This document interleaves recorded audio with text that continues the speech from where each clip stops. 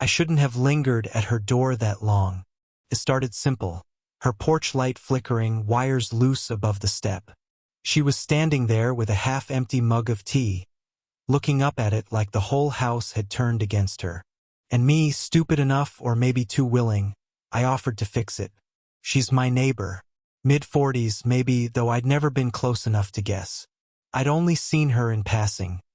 Quick waves, the kind of small smiles you give without meaning them. Tonight was different. Up close, she wasn't the vague outline of someone I occasionally noticed.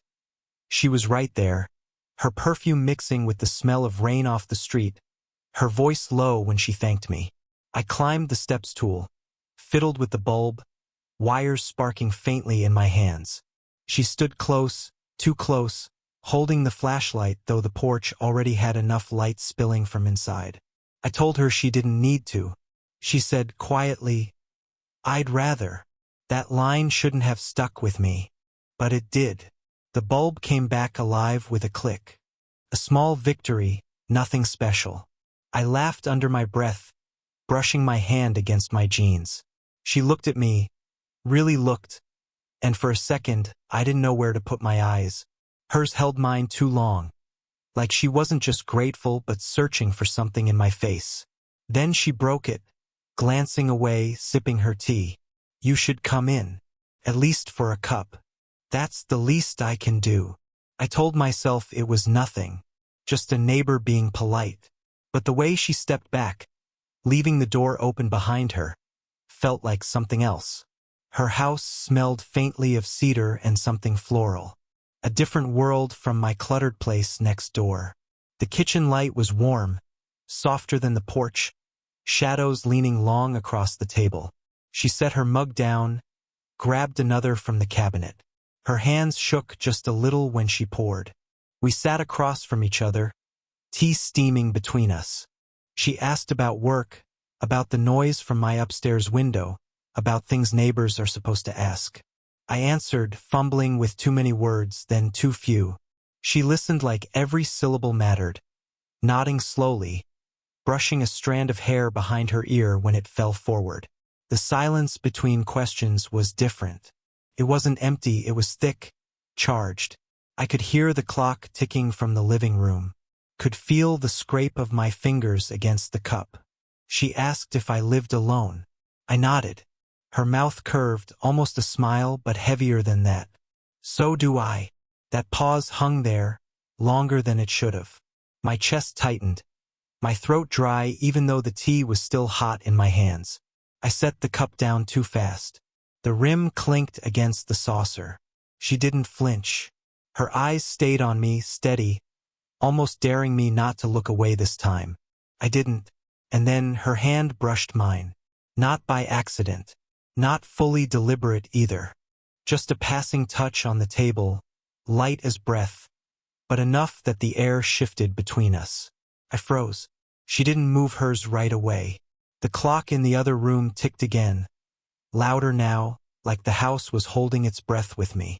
She drew in a quiet breath, lips parting, and said, "Maybe you should stay a little longer." I don't know what I expected her to mean by stay longer. Maybe just another cup of tea. Maybe some awkward neighborly chat. But the way she said it, low, careful, like testing the edge of something sharp, it unsettled me. I told myself this was just kindness, nothing else. But my pulse didn't buy it. She stood, almost too quickly, gathering our cups, rinsing them in the sink. Her back was to me, hair loose down her shoulders, the curve of her neck catching the light. I looked away, guilt biting at me. She was, 20 years older? Old enough to know better. Old enough that I should know better. She broke the silence. "I haven't had anyone over in a long time." Her voice was steady, but her hands betrayed her, trembling just slightly as she set the cup upside down on the rack. Cleared my throat. "Yeah? Not even family." She laughed, short and quiet.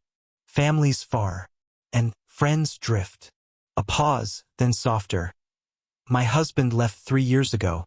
Never really stopped leaving, if I'm honest."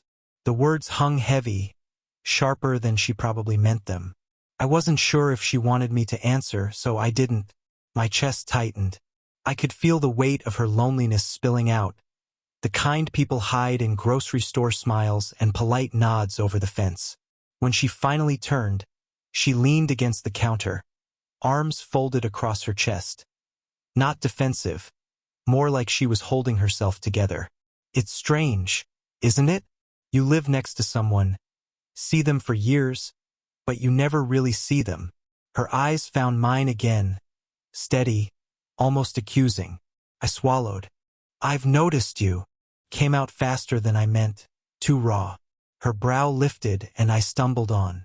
I see you around. I notice when you water the plants late at night, or when you leave the porch light on even though it flickers. Heat rose in my face. I should have shut up. But instead of laughing it off, she tilted her head slightly, as if the words had landed somewhere deep. The air between us stretched thin.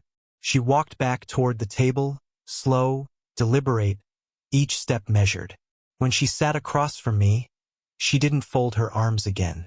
She leaned in, elbows on the table, her gaze holding me there like a pin. Funny, she murmured. I thought I was the only one watching. Something in my chest jolted. A dangerous line had been crossed. Maybe not with our hands, not with words we couldn't take back, but with admission. With the quiet truth that neither of us should have spoken aloud. My throat felt dry. I almost told her how I stood outside her door sometimes, pretending to check the mail, just to see her silhouette against the curtains. The confession burned on the tip of my tongue, but I swallowed it down hard. Then her hand moved again, closer this time, brushing my sleeve. Stay, she whispered. Just stay a little longer. Her hand lingered on my sleeve longer than necessary. I should have leaned back, pulled away, broken the moment clean before it turned into something I couldn't undo. Instead, I stayed still, every nerve tuned to that light touch like it was fire. I shouldn't, she said softly, almost to herself. The words should have ended it. But her hand didn't move. I swallowed hard. My voice cracked quieter than I meant. Me neither. Silence pressed in around us, thicker than before. The kitchen clock ticked loud, insistent.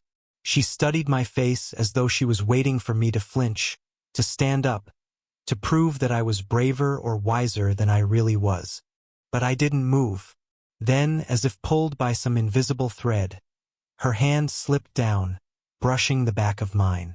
Not a full hold, just fingertips resting, testing. My heart kicked hard against my ribs. I nearly spoke, nearly admitted things that would have destroyed the fragile normalcy between us. That's when her phone rang. The sound jolted through the kitchen, shrill and invasive. She flinched, pulling her hand back fast as if burned. I exhaled too quickly, relief and disappointment tangling in my chest.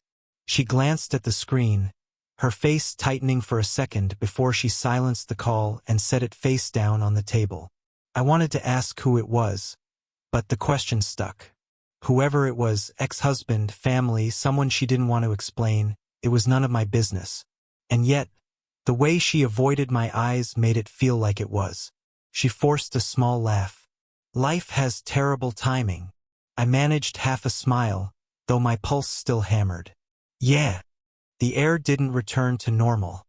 If anything, it grew heavier, her phone lying there like a loaded gun between us. I should have made an excuse, work in the morning, early errands, anything. But my body betrayed me. My hands stayed on the table, inches from hers, waiting. She tilted her head, watching me too closely. You're quiet suddenly. I shrugged, my throat tight. If I talk too much, I'll say the wrong thing.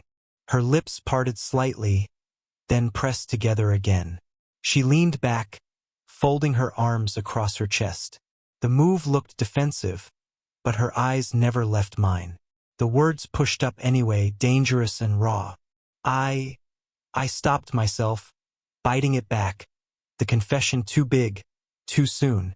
She leaned forward again, slower this time, her arm brushing mine as if by accident. But it wasn't. Not really. The warmth of her skin bled through my sleeve, and my breath caught. For a second, it felt like the whole house tilted toward her. Her eyes flicked down to my mouth, then back up. That was all. A glance, no more than a second.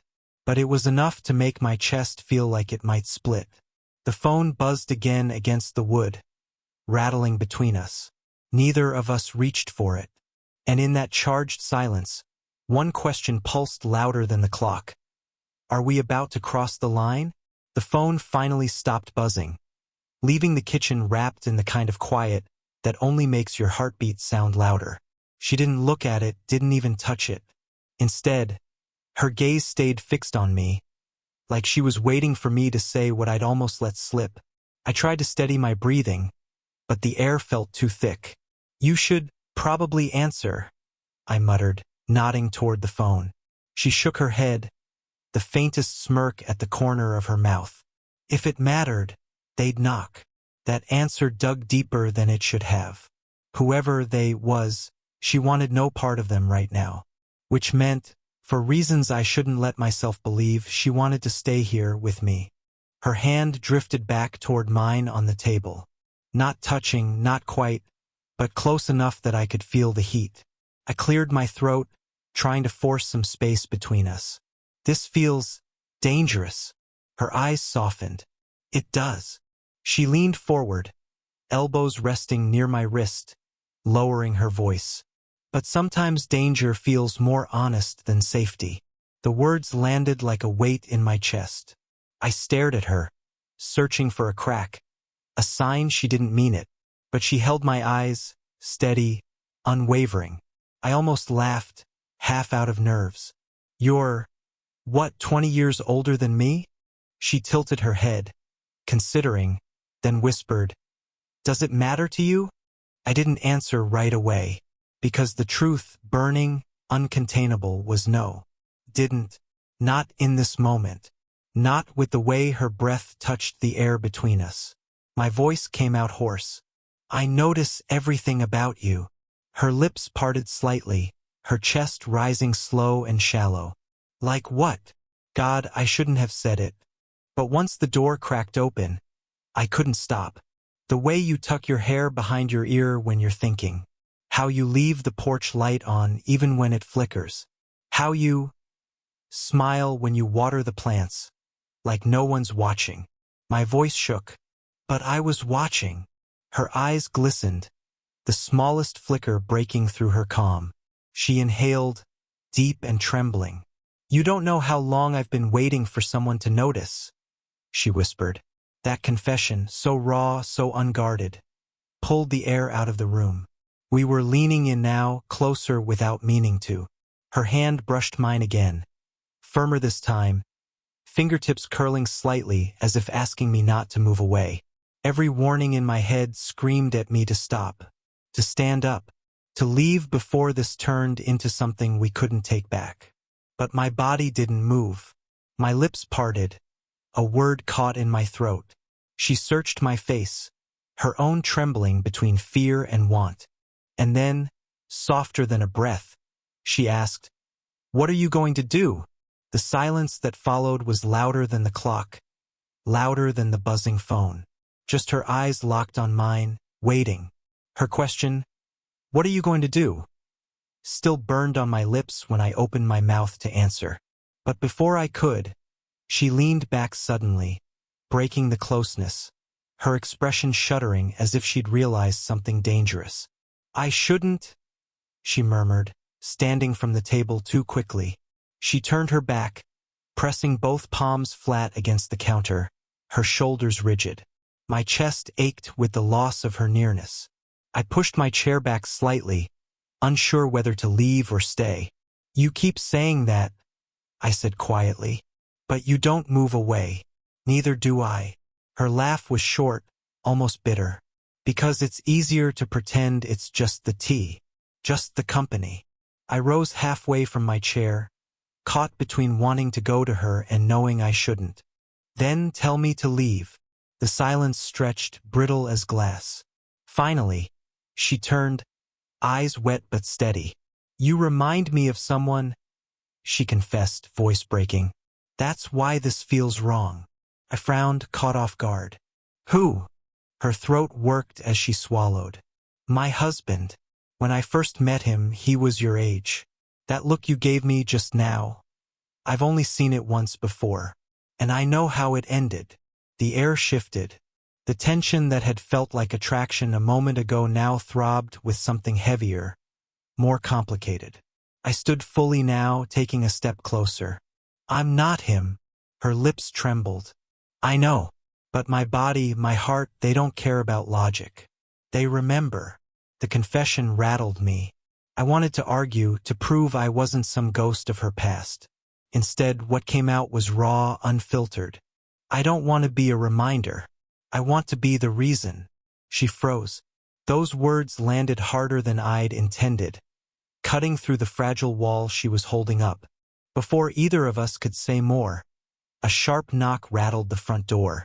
We both startled, eyes locking in silent panic. Her phone buzzed again on the table. The timing wasn't coincidence. Whoever was outside had been calling. She pressed a hand to her mouth, whispering, "Don't move." I stood there, pulse hammering, listening as she went to the door. She cracked it open just enough for a voice, male, low, insistent, to slip through. "Anna? You're not answering. I just wanted to check in." Her ex-husband.